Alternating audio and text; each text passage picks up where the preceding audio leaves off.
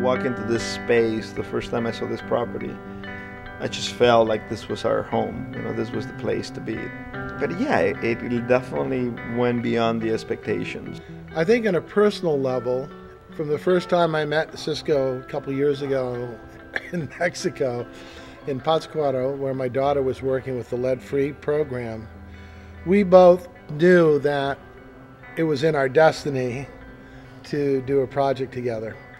And for me, personal relationships and synergy are what drive my creative process.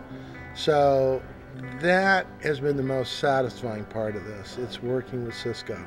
Sharing that process with him has really been incredible. When I met him and I realized how connected he was to craftsmanship and how connected he was to the environment and how connected he was to work with communities, he's like the right person to do a project like this. I instantaneously understood that this was a unique opportunity in that you had not only the enormity of the buildings, but you had the mill village that surrounded it, you had the historical presence that was obvious, and you also had the natural landscape which surrounds a greater part of the complex.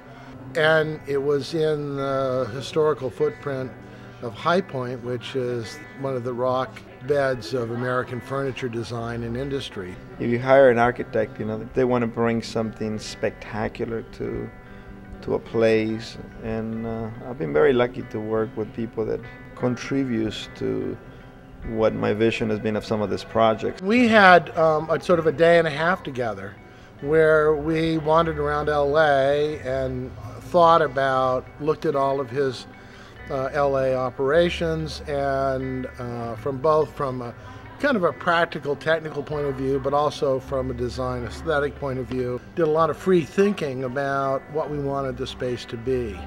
When I look at this, property, it was very nice to be able to see a little connection with what we have done in LA with the LA Design Center.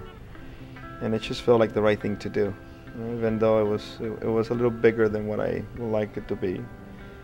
But at the same time, I saw the need for the community, and I saw how much they were embracing someone coming and doing something with this property that has been abandoned for 20 years. Furniture design and product design really needs to embrace sustainable values, and Cisco's company being deeply committed to that, and my own deep commitment to the environmental and green movement for many, many years.